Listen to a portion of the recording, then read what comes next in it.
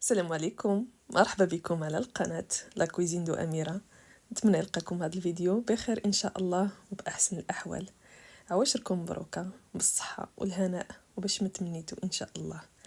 اليوم أخواتي غنتقاسم معكم هاد المعسلات، معسلات رمضان من أروع المعسلات. كيجيو لذاذين بزاف، مقرمشين ومعلكين ومنسمين، يا سلام ما تشبعوش منهم، والاهم كيوجدوا في 10 دقائق ساهلين، المكونات قليله. غير بكاس ديال اللوز غنحضروا هاد المعسله اللي كتجي رائعه في المنظر ديالها وكتخرج لينا كميه كثيره. وبالنسبه للمعسله الثانيه غنعملها بنص كيلو ديال الكاوكاو، نخرج منها جوج ديال الاشكال، تعطينا كميه كثيره كيف تشوفوا وكتجي لذيذه بزاف. عملت هاد الاشكال كيف تشوفوا، هاد الشكل اللي ولا طوندونس هاد العام الصراحه كيجي رائع وسهل بزاف. والشكل الثاني ها هو قدامكم. المهم معسلات كيجيو لذاذين ومنسمين كيف قلت لكم نعاود ليها. المهم الصراحه يستحقوا نشكر فيهم، كيجيو رائعين والاهم ساهلين دغيا كملتهم. المهم نتمنى الفيديو ينال اعجابكم. اللي كيزور القناه لاول مره كنقول لكم مرحبا بكم، القناه قناتكم، اشتركوا، ضغطوا على زر ابوني تحت الفيديو وضغطوا على زر الجرس باش يوصلكم كل فيديو جديد مني، وما تنساوش لايك الفيديو. بسم الله، غنبدا معكم اخواتي بهاد المعسله اللي غنعملها بكاس ديال اللوز. الا عبرتوا بالميزان تاخذوا 250 غرام ديال اللوز، اللي هي ربعه ديال اللوز.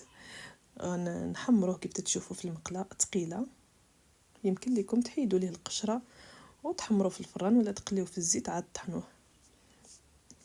انا كنطحنو بهذه الطريقه في الهاشوار، ماشي كنطحنو بزاف، كنخلي بحال الا مهرمش شويه كيف كتشوفوا معايا. ونزيد البنات ساشي من السكر منكه بزهره البرتقال، النسمه ديالو كتجي خطيره مع اللوز، ومعلقه صغيره ديال القرفه، وجوج المعالق كبار من الزبده المذابه. وغنعاود نطحن شويه هاد المكونات باش يتجانسوا ليا مزيان.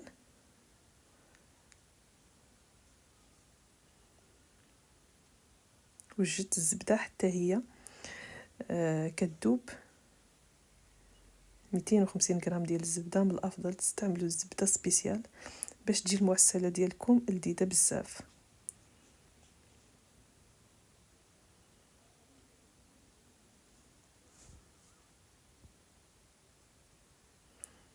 كنخلي الزبده حتى كتبرد عاد نستعملها، ما تستعملوهاش وهي سخونه باش ما تعجنش لكم الورقه. كناخذ ورق الفيلو كنحاول معاه غير بشويه باش ما تقطعش، دغيا كتقطع.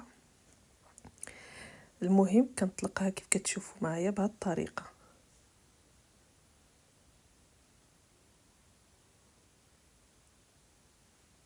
كندهنها بشويه ديال الزبده كيف كتشوفوا معايا.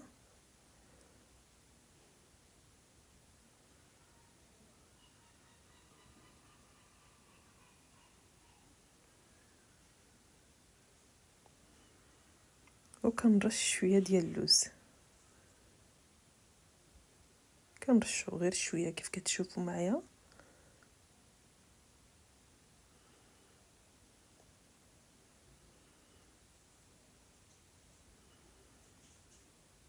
وكنجمعوا الورقه ديالنا بهذه الطريقه، كنكمشوها كيف تشوفوا بهذه الطريقه. وحاولوا مع البنات غير بشويه لحقاش ورق الفيلو دغيا كيتقطع. وهنايا كنلويها بهذه الطريقه كيف كتشوفوا معايا.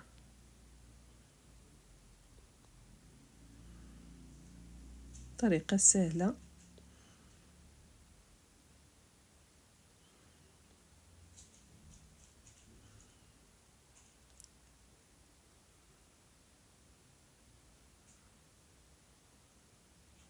الشكل ديالها بحال المحنيشات وكيجيو مكمشين شويه، الصراحه المنظر ديالهم جا زوين بزاف. وصافي نستمر بهذه الطريقه. غنزيد معكم هذه بنفس الطريقه، كندهنوا الورقه بالزبده وكنرشوا شويه ديال اللوز كنجمعوا الورقه كنكمشوها كيف كتشوفوا معايا بهذه الطريقه، ومن بعد كنلويها، كنخرج منها جوج ديال المحنشات ولا الوريدات الشكل ديالها بحال الوريده بحال المحنيشه المهم كنقسمها في الوسط الافضل باش يجوني كيف كيف.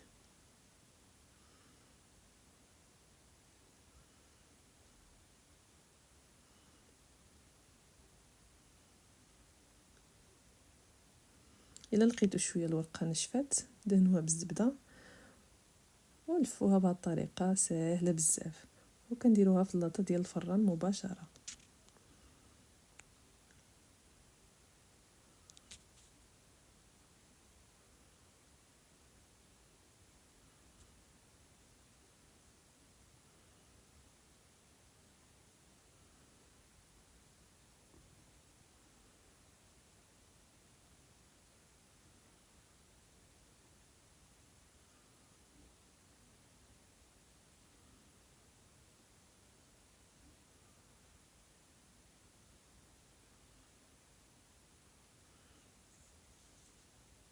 صافي فوقاش كنعمروا اللاطه ديالنا كنعاودوا ندهنوها بشويه ديال الزبده من الفوق. وجدت الفران كيسخن غندخلوها للفرن باش تطيب. كنديرها في الوسط وكندير الحراره على 160 درجه 170 ماكسيموم. ما تجهدوش على الفران بزاف باش ما تحمرش بزاف، خص تاخذ اللون ذهبي تقرمش مزيان وصافي تخرجوها. ويمكن لكم تزيدوا هاد الاضافه شويه ديال اللوز ايفيلي من الفوق، ممكن تستغناو عليه.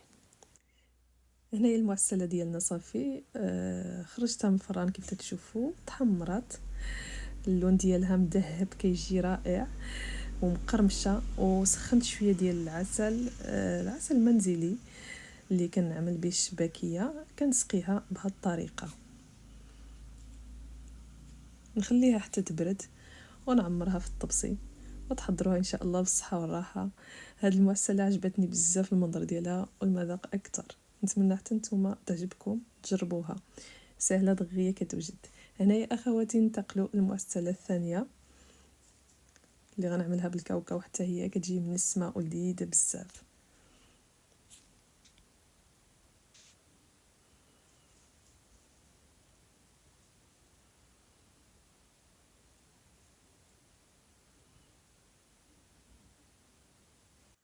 خديت البنات نص كيلو ديال الكاوكاو، خديت هذه البلديه بالقشره ديالها، ممكن تاخذوا اي نوع ديال الكاوكاو اللي كتكون مقشره ولا هذه.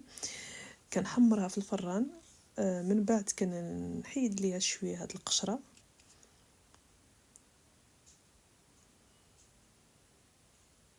وصافي غنطحنها في الهشوار حتى هي بنفس الطريقه.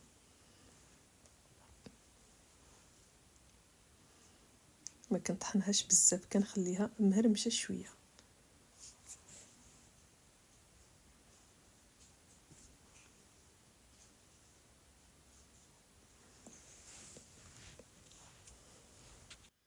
هاد الكاوكاو البلديه كتكون لذيذه، كتجي به المعسله رائعه.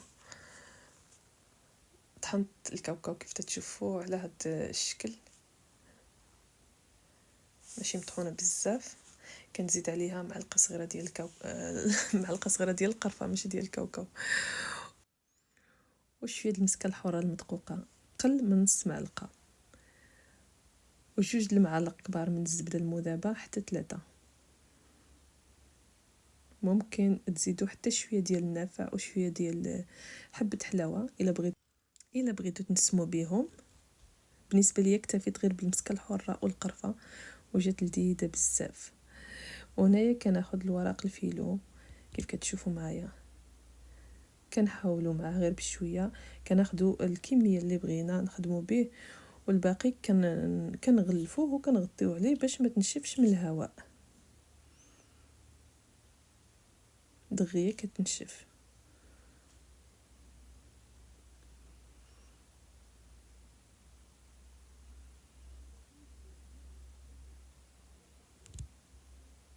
كناخذ الورقه كنطلقها كندهنها بشويه ديال الزبده، نزيد عليها الورقه الثانيه وبنفس الطريقه كندهنها بشويه ديال الزبده حتى هي من الفوق، ونرش عليها الكاوكاو.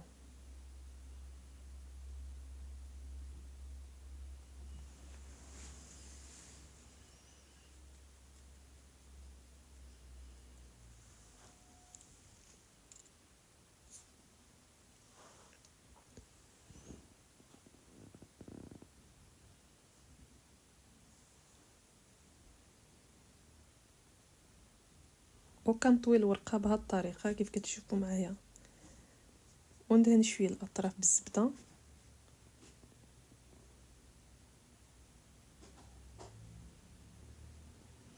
طريقه جد سهله. وكنعاود ندهن بشويه ديال الزبده كيف كتشوفوا معايا من الفوق، ونعاود نطويها على جوج. وصافي كنقطعوها كيف كتشوفوا معايا بالشكل مايل، ولا تقطعوها مربعات متساويين على حسب اللي بغيتو، هذا الشكل افضل.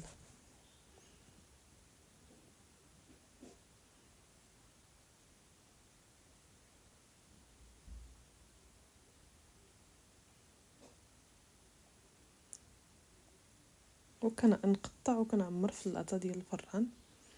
غنعاود معكم نفس الطريقه.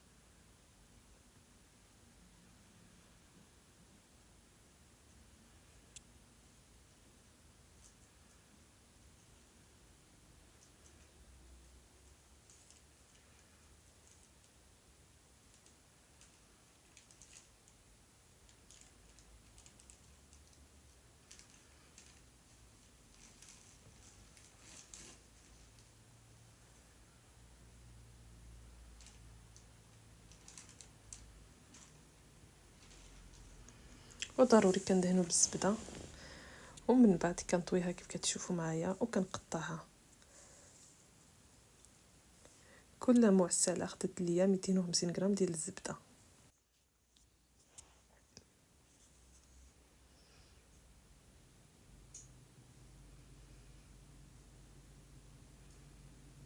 نزيد نكمل هاد اللاطه نعمرها وندوزو للشكل الثاني. كناخذ الورقه كنطلقها كيف كتشوفوا، كندهن غير النص ديالها بشويه ديال الزبده، وكنطوي عليها النص الثاني وكندهنها من الفوق بشويه ديال الزبده كيف كتشوفوا معايا، وكنرش عليها شويه ديال الكاوكاو.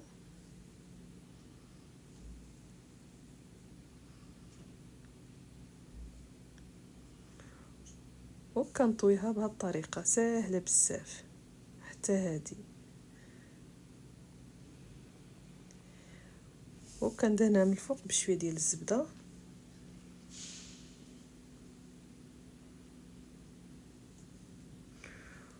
ونلفها بهذه الطريقه بحال سيجار، وغنقطعها على 3.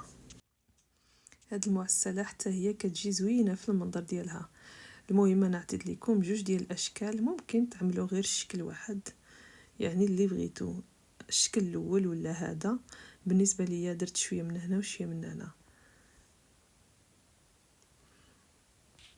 نكمل الورقه اللي عندي وصافي غندهنها بشويه ديال الزبده من الفوق، وندخلها للفران باش تطيب. وغير تحمر تاخد لون ذهبي زوين وصافي كنخرجوها. هاد المعسلات البنات كيخرجوا كميه كتيره وكيجيو رائعين.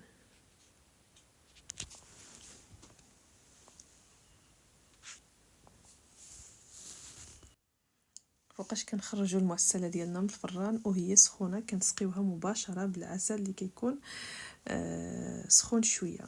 كنسخن العسل حتى هي باش تشربها مزيان. وبالنسبه للمعسله ديالكم ما تخليوهاش تتحمر بزاف في الفران، غير تاخذ هكا لون ذهبي، تكون مقرمشه واللون ديالها هكا مفتوح، صافي تخرجوها من الفران وتسقيوها كيف قلت لكم مباشره بالعسل المنزلي اللي ديما كنحضروه بنفس الطريقه، كيجيني رائع، كيبقى لاصق في الشباكيه وفي المعسلات. المهم غنخلي لكم الرابط ديال الفيديو تحت في صندوق الوصف تحت الفيديو باش الا بغيتو تدخلوا تشوفوه. وهنايا فوقاش كنكمل المعسل ديالي من الفوق كيف شفتوا معايا رشيت عليهم شويه ديال الكاوكاو مهرمش. المهم ها هما المعسلات ديالنا كملتهم، ساهلين بزاف وكيجيو رائعين، حضروهم حتى نتوما دغيا كيوجدوا.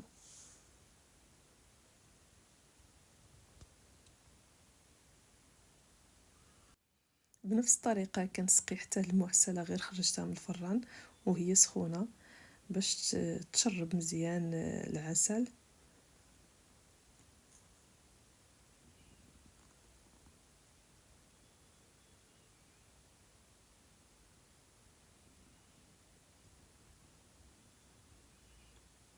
الشكل ديالهم كيجي رائع، خرجوا ليا كميه كثيره. تحضروهم ان شاء الله حتى نتوما بالصحه والراحه. المهم نتمنى هذا الفيديو ينال اعجابكم. الى وصلتوا حتى لهنا شكرا لكم على المشاهده، خليتكم على خير.